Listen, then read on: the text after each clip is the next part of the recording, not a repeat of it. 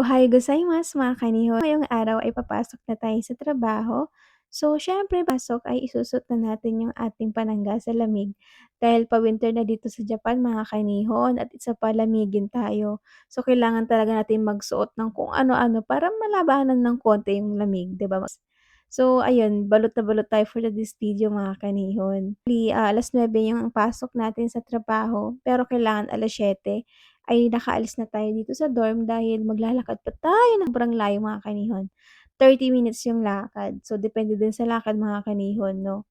And then 2 rides pa tayo ta's depende pa din datong train. So, ito naman yung labas ng ating dorm kapag naglalakad dito. So, kung mapapansin niyo mga kanihon ay walang katao-tao. Maaga nga kaming umaalis dito sa dorm.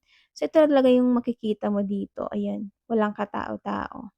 So, after 30 minutes naman, dito na kami sa Rinko Station. So, dito kami sasakay. Then, sa Kansai Airport naman kami bababa mga kanihon. So, nagwe-wait. So, 3 minutes bago dumating kasi yung train. So, ito nakaalis naman na kami. So, actually isang station lang naman pero 15 minutes din yung biyahe. And then kung mapapansin niyo ay napapalibutan kami dito sa workplace namin mga kanihon.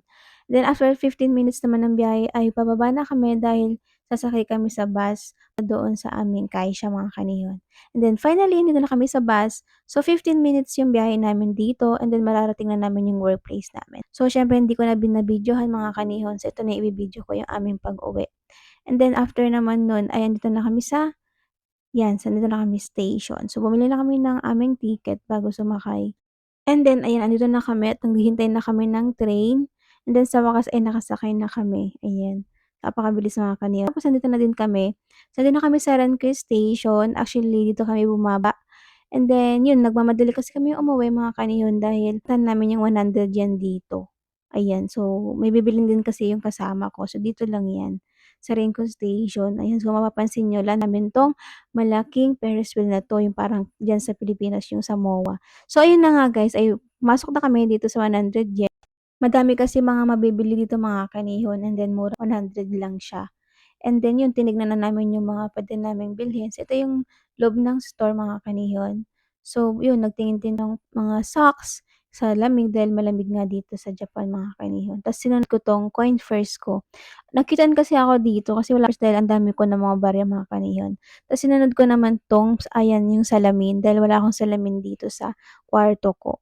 Tas naman itong para sa buhok dahil lagi kaming nakaipit sa trabaho. Tas next naman 'tong Sanrio. Tapos nakita ko 'tong maliit na notebook na 'to, ayan nagandahan ako. Tapos madami din akong ilalagay diyan yung mga mahahalagang words dito ko. So ayun, ito naman yung sa side ng store. Ayan, so madami kang makikita dito mga unan, ganyan. And then ako din 'tong ano, lagay ng sabon. So wala kasi akong lagayan ng sabon guys, ayan, so ang ganda. Tas ito naman yung mga hanger nila. So namili din dahil kulang kasi yung hanger namin dito sa Nihon. Ayan, so ito naman yung mga baonan nila dito. Tas after naman nagbayad na kami and then dito ako naghintay dun sa kasama ko dahil sa nabili niya kaya dito ko lang siya hinintay sa harap ng 100 yen. And then after naman namin na tignan yung nasa taas nito dahil first floor kasi yung tinignan namin 100 yen. So ayun, dito kami sa second floor punta dahil baka may mga makita din kami niyan. So ayun, ito naman yung dito sa second floor, ayan. So mapakita niyo dito yung may dito and then may mga shoe plaza din dito mga kanihon. Ayan, nakita namin dito sa loob, ayan. And then ito yung sale dito mga kanihon. So 1,000 lang siya and then one set na siya kanihon. Tas ito naman yung loob ng store, ayan. So hindi ko na na-video yung mga iba. Tapos ito yung cute na pantulog nila mga kanihon, ang ganda. Tas yung nagbayad na kami naman after dahil kailangan na naming umuwi dahil may pasok pa kami bukas and then yun, pagod na din kami sa work mga kanihon. Lakad pa kami ng 30 minutes.